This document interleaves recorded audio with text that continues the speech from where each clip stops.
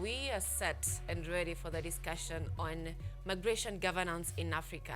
And joining us this morning, Dr. or Professor Alan is already here with us, joining us online from the United Kingdom, and he'll be helping us unpack this conversation on how well are we governed as Africa or as a continent in as far as migration is concerned. Professor, thank you so much for making time for us this morning. How are you? Good morning, Sylvia. I'm fine, very well, thank you, and happy to be on your show. I have been on once or twice on this channel. All right. It's a pleasure to have you back and engaging with our viewers back at home. And I'm sure they are also pleased to have you share your knowledge and your expertise in this field of migration. Now, I've been looking at the latest report or the latest project conducted by the New South Institute, and this is shifting our focus from what we are used to traditionally, and it's shifting our focus from the past where we've been looking at migration as a movement of people just from one place to another, probably those seeking asylum, those who are moving because they're seeking greener pastures in as far as economics is concerned. But in most instances, we failed to look at conversations around civil registration, identification progress, processes and management of information related to criminal and security risks. These are conversations that we are yet to delve into as a country or as a continent. From the project that you have carried out, how far are we so far in as far as these topics or these areas of discussions? How far are we in terms of implementing them?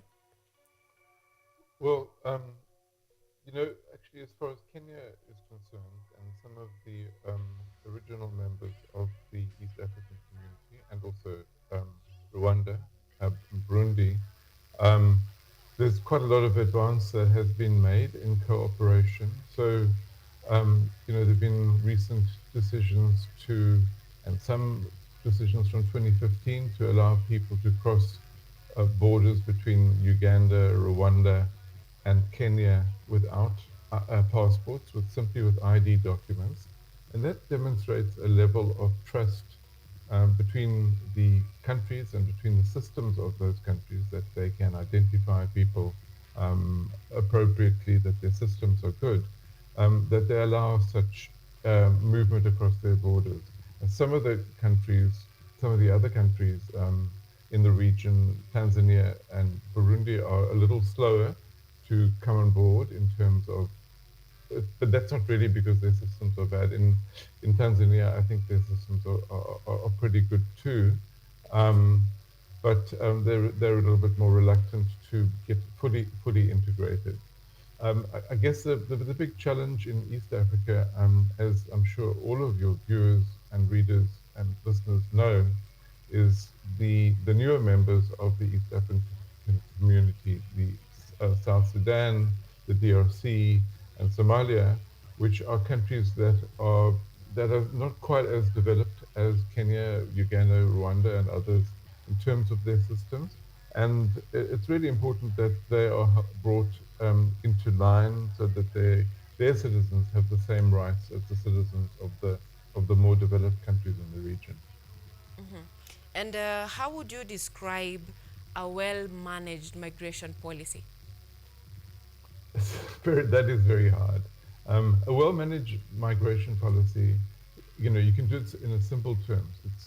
It's a policy that meets the social and economic needs of the countries concerned, but at the same time gives the citizens of that country the assurance that they are being properly looked after by the authorities. So on the one hand, there's enough freedom for people with skills and people who are needed in the economy and people who needed culturally or in academia, cross borders, and also, in seasonal labor sometimes. But at the same time, the people in that country feel comfortable enough that their government is looking after them. That is really the definition of good governance in migration. It's a very difficult balance to achieve as we see all over the world at the moment. All right. You have mentioned of comfortability, that is of the people in a country that they're in. That is what makes a good policy. So if we are talking about comfortability, we for someone to be comfortable in a place, they need to feel the sense of I belong. And if we're talking about country in a country perspective, that is from identification. You're having your identity cards, or you are registered and you're identified, you're allowed to work freely. We've seen that as a challenge, and not just in Africa. We've also seen that in Europe. We've also seen that in the United States, where migrants really don't have the capability of working freely because they lack the identification. So, from the research that you have done, how well can we do this as Africans? Should we have a common identification as a continent, or how well can we do this? Well, I think that the East African community um, and the West African community, ECOWAS, are leading the way. There are common regional passports in those countries. So when you carry a passport, when you're a Kenyan carrying a passport, it's a passport that is common to the East African system. Um, Not all of the countries of East Africa are equally integrated into those systems. But compared with the rest of Africa, East Africa is quite advanced. The issue that you raised with Europe and North America, there, you know, those problems go quite deep. In those countries, since the global financial crisis, most of the citizens, poorer and middle class citizens, haven't done terribly well. The government system supporting, and that's true probably in most of the world, perhaps to some extent in Kenya, um, th- that and there's a fear of that migrants are going to take their citizens' share of health systems, of social benefits, and so on. So there's a kind of an anxiety about migration in Europe and in North America and in some of the richer Asian countries at the moment, which I think hasn't been resolved yet. And I think that they can learn quite a bit from East Africa, actually, in terms of how to resolve it. But as you know, the European system works very, very well if you have a European passport, if you have a passport of a country that's a member of the European Union, and that's a large union now. It's about 27 countries. So if you're a Romanian and you want to work in France, it shouldn't be too difficult for you to do that. But if you're an Algerian or a Moroccan or Cameroonian and you want to work in France, it's become much more difficult in recent times. And that's something that's partly a result of the general economic situation where citizens don't feel that they're being properly looked after by their governments in those countries, and therefore they're afraid of too many foreigners. All right. Now, uh, this movement is majorly, especially in the modern days, we are more focused on economic development, and this involves moving skills, that is, professional skills. And sometimes, some professional skills in our African setup, most of the skills that are moved are probably unskilled, and that is, I'm talking about unprofessional skills. That is, those people working in formal sectors. But in as much as we are targeting economic empowerment or development fostered by this migration, there is the question of security and the effects of making our borders porous, whether legally or illegally. Because with much migration, with increased migration, there comes a problem of insecurity. So if this is something that we should embrace, migration, especially of skills, why then is it that our governments are really pushing towards closing the borders? Well, in East Africa, they generally are not closing borders. I think there are some anxieties about people from the more troubled countries in to the East African region, the ones I mentioned earlier, where there has been quite a lot of internal conflict and conflict in general, and therefore quite a lot of refugees. And East Africa and the Horn of Africa has one of the biggest refugee situations in the world. And the burden that the countries of East Africa carry in terms of refugees are quite disproportionate to their level of economic development. So they're doing an incredible job, incredibly good job, relatively speaking, with a very difficult situation. Now you talk about skilled and low skilled workers. So for skilled workers, it's not that difficult. So if you're an architect or an accountant or a lawyer, and you're a Rwandan and you need to build a house, you need to design and build a house in Uganda, it's generally very easy. Um, it's completely easy. You'll easily be able to cross that border. You'll be able to work. You'll be able to be paid. You'll be able to transfer the money back to your country and so on. If you're a low-skilled worker, a farm worker or a worker in the security services, maybe uh, working in a taxi driver, possibly, um, you might find it more difficult. Um, so a lot of, as I'm sure the citizens of Kenya know, a lot of the lower skilled migrants in East Africa, as in true in most parts of the world, are not um, are irregular, are informally employed. They cross the border informally.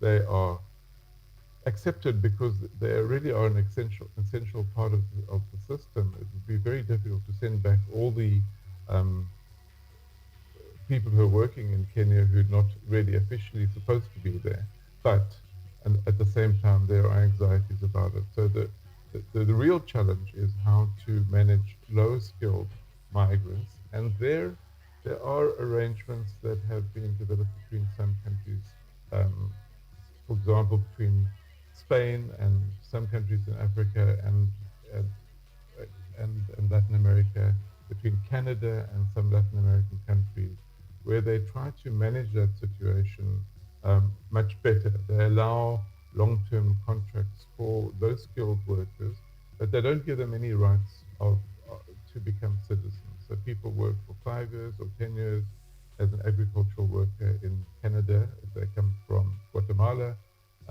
They go back to their country, they build their own business, and they know that they're not ultimately allowed to live in Canada, but while they're there, they are given all the rights that workers have, other than the right to remain there forever. And there are systems like that around the world, which I hope that we're all able to move towards over time.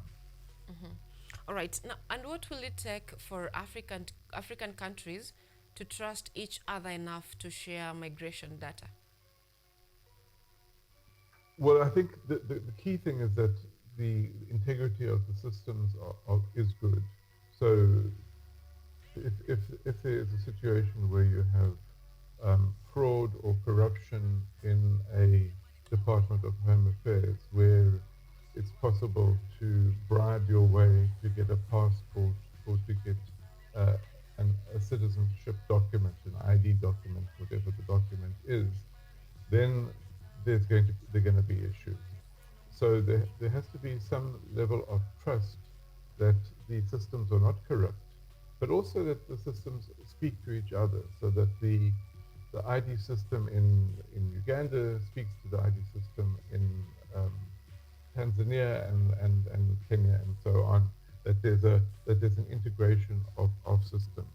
So what also helps is if the standards are the same. So people apply at a certain age, they get a certain kind of a number, they're attached to a certain kind of a register. And in East Africa, there are advances in coordination around those issues, which are in advance of many other regions in the world. But again, there's some countries that are more integrated in the East African community than others. All right. We've mentioned before labor mobility and the skills recognition. That is as far as migration is concerned, the movement. So, how well, or from the research that you have done, the projects that you have done, Why is it that we still face immense restriction in terms of labor mobility, yet there is a dire need of skills in countries that someone may want to move to?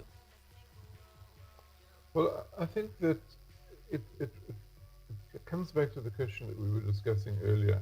If people, and I normally live in South Africa. I'm in London temporarily at this time. Um, in South Africa, there is a level of unemployment of about somewhere between 30 and 40%, and for young people, it's even higher than that.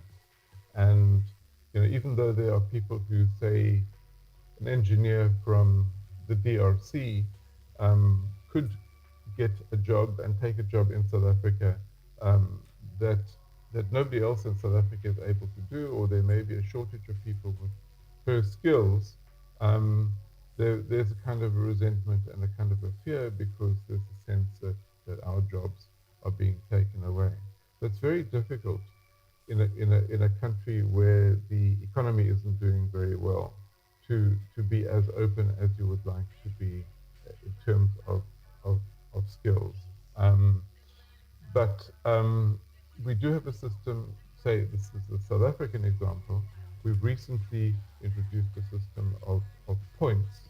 Um, in fact, I think it's still being introduced at the moment, but there's a commitment by the Home Affairs Department to say that if you have a certain number of points, that means you have a certain level of qualification and a certain level of experience that is relevant to South Africa, then there will be very little difficulty for you to come. So if you are, in fact, a DRC water engineer, and there's a huge need for water engineers in South Africa, it will be easy for you to not only come to South Africa, but also to get a job in South Africa and to be allowed to work.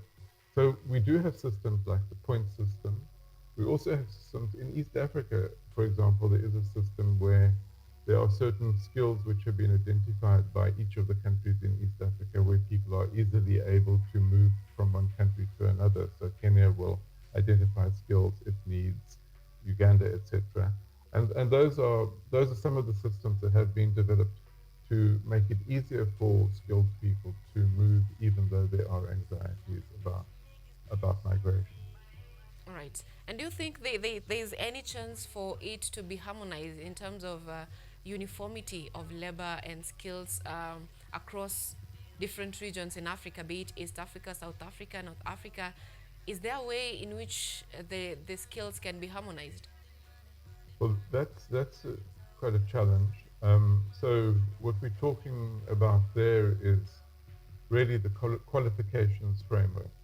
So if I'm a South African and I have a master's degree in psychology and I want to get a job as a psychologist in Kenya, does Kenya recognize my psychology degree as being of a kind of a level that is appropriate? Or if I have a school leaving certificate from Rwanda, does that carry the same value as a school leaving certificate in Kenya? And that is a fairly difficult thing to achieve. So harmonization of qualifications framework is a difficult thing to achieve, but in countries which have reasonably good governmental systems and compared to much of the world, that is true in some of the East African countries and some other countries in Africa. Certainly in West Africa, in North Africa, in Southern Africa, there are quite sophisticated countries. It shouldn't be impossible to do that. Um, there's also issues of having similar systems for um, help in terms of health. And what if I'm a South African and I'm working in Kenya and I need access to the health system? Under what terms would that be allowed? And would a Kenyan be allowed similar terms in South Africa? So in those areas, we're not very advanced in Africa. It's easier where we have a similar colonial background. So in say the countries in Africa which operated under a similar colonial system, there would be some historic relationship between their social systems. But we've got a long way to go in that area, much further than in say Europe, where that has been achieved to a much higher, greater extent.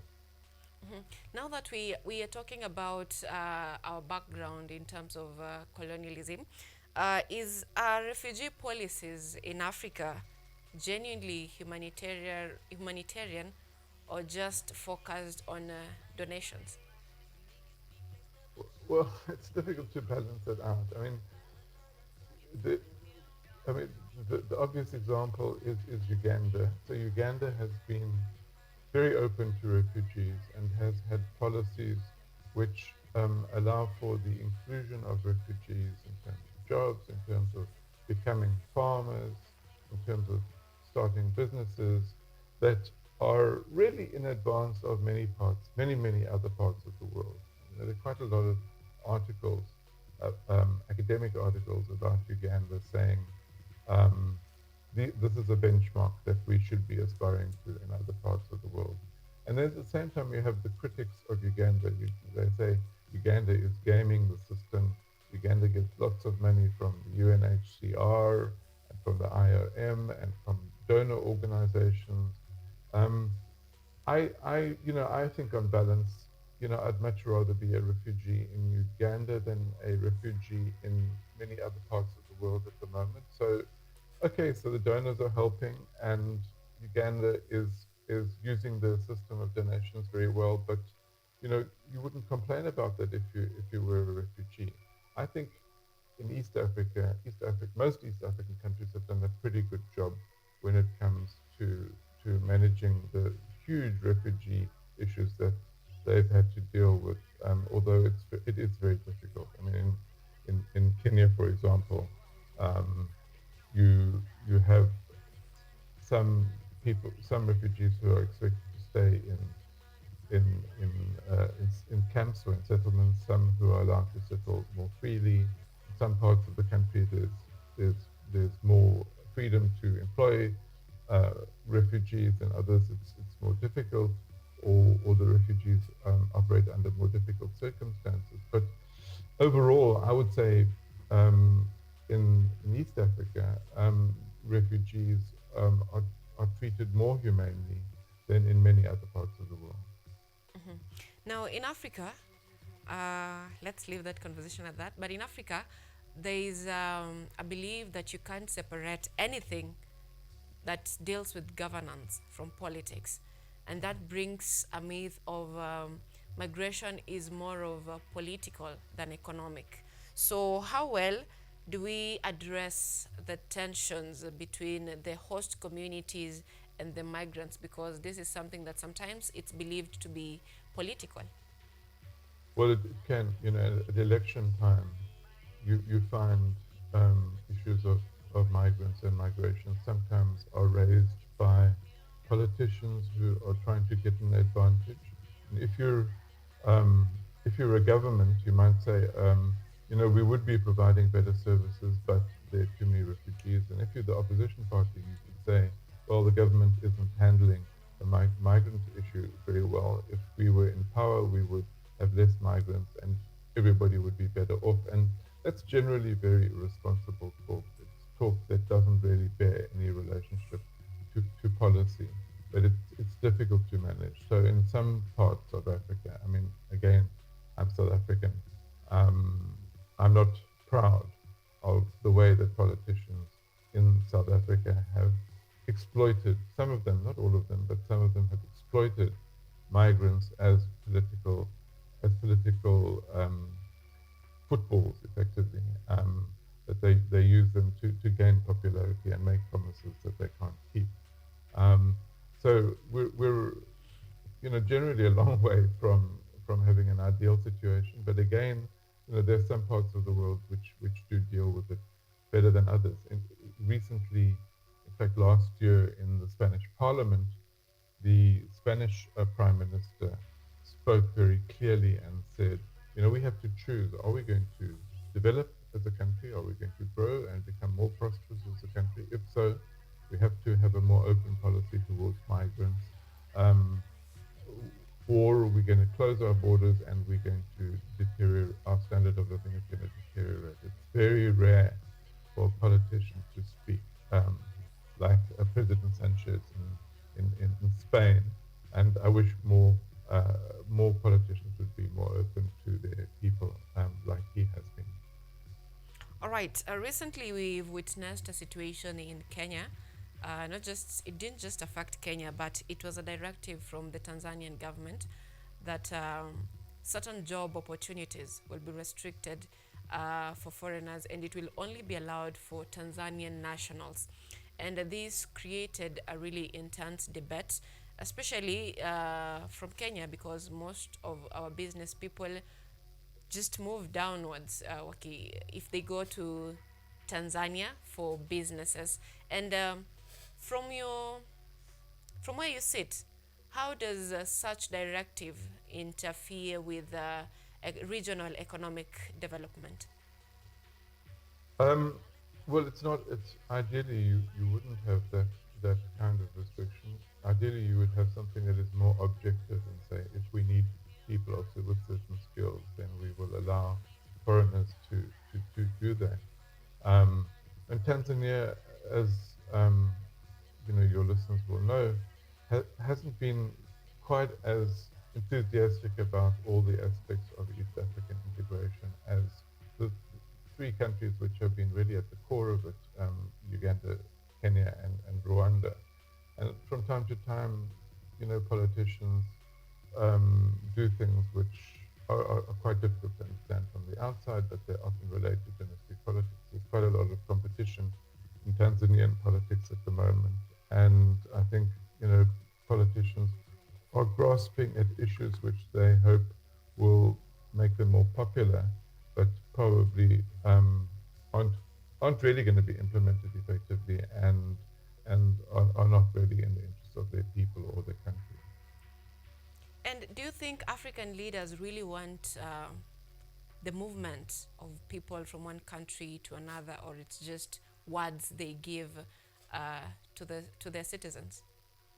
No, I think that there's increasing openness in Africa. We're a long way from where we should be, but there've been even in Southern Africa where we can travel across borders without visas, we still have to carry passports. But a couple of years ago, Botswana and Namibia agreed that citizens could cross borders with ID documents only. That's been expanded to other countries in the Southern African region. Um, I think Zambia and Namibia made a similar commitment last year. I think that there is a level of commitment, but it's much easier to do it with people in your neighborhood, in your regional community, than it is across Africa as a whole. So the countries which have opened their borders, um, like several countries in East Africa, the countries which have opened their borders to visa-free travel from any other country in Africa are at the are the most progressive in terms of those kinds of policies. Um, and I think that we are moving in the right direction in Africa, but the movement is very slow. Hmm. And what incentives could get members of a regional bloc, all of them moving at the same pace? Well, that's very hard. I don't think they should be forced to move at the same pace. So I think the fact that um, some countries in East Africa have moved ahead of other countries in East Africa is okay, as long as there's a general commitment. In the long run, we're going to get there because um, when a few countries, say the example I gave of Namibia and Botswana, if a couple of countries in a region do something and it works, then other countries in the region are going to say, okay, and their people are going to say, okay, it's working, why don't we do that as well? So I don't think we all have to move forward at the same pace. But as long as we are moving forward, that's what's important. And it is easiest to move forward at a regional level. There was an African commitment to free movement that was agreed by a summit of African leaders 7 years ago now. Um, that hasn't advanced very rapidly because it's much more difficult to contemplate free movement between countries that are very far apart, that have very little social or cultural or commercial contact with each other. It's much easier to build from the regions and then for the continent as a whole. All right. Now, you've said that it is very hard for countries in a region to move at the same pace. What do you think is the reason for this? Because we've had policies given, we've had recommendations given by scholars, by advisors to various governments in the African Union, all these bodies that brings different countries together. We've had various policies that are given. Why is it hard for them to move towards the same goal? Um, I think one of the reasons is that there are very high levels of inequality between countries, not only within countries but between countries in Africa. So, for example, um, in the East African community, countries like Kenya have uh, average incomes which are maybe 10 times higher than the poorer countries in the region.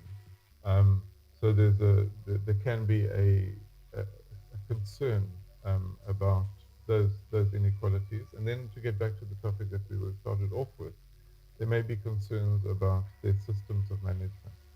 Does the country that you are partnering with have proper civil registration systems? Is the ID document and passport system open to corruption, or is it a system that has integrity? Those are some of the issues that do constrain us, and that's why we should be cooperating in terms of moving forward. So, if some of the countries in East Africa have systems that are not as advanced as others, there should be cooperation between those countries and between some donors, if there still are donors who are going to help as well, to bring the countries in line with each other, that there is a higher level of trust. All right. Now, as we bring this to an end, um, what is the biggest lie from your assessment? What is the biggest lie that Africans tell themselves about migration?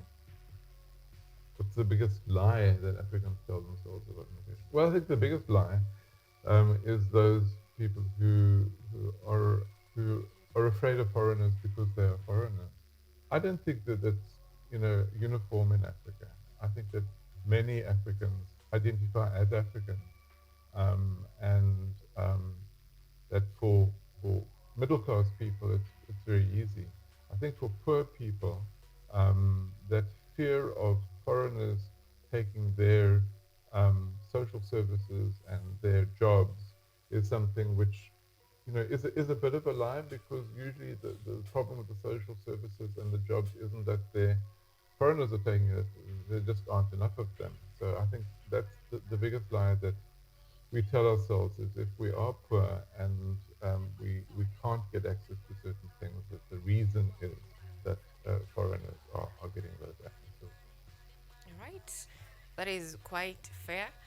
And from your assessment and from your research that you have done in relation to migration for a number of years, almost 10 years and more, what do you think is the strongest recommendation you'd give to African countries to allow open borders that allows free trade and economic development and integration of different cultures to allow a whole prosperity as to allow prosperity as a region, not just as one state or as East African countries, but Africa as a whole? Well, I think that we can move as Africa as a whole, but we have to build from our regions and our neighborhoods.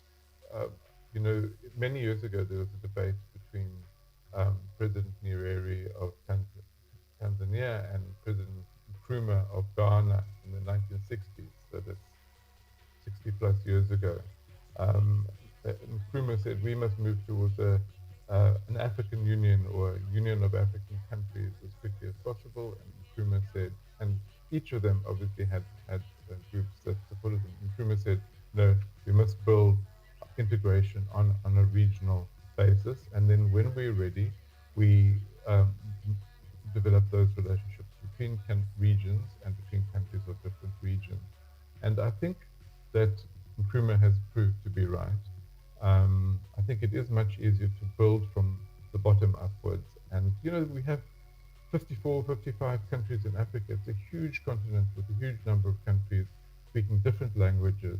We have to build from the bottom, and eventually we will get there if we are committed to do that. But it's probably easier to do it at a regional level than at a continental level. Although, obviously, bilateral relationships between South Africa and Kenya or South Africa and Ghana have improved enormously. I mean, I can now travel to Ghana without a visa.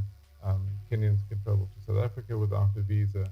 Um, there are improvements for longer distance travel, but those are usually in the more advanced countries and for middle class people.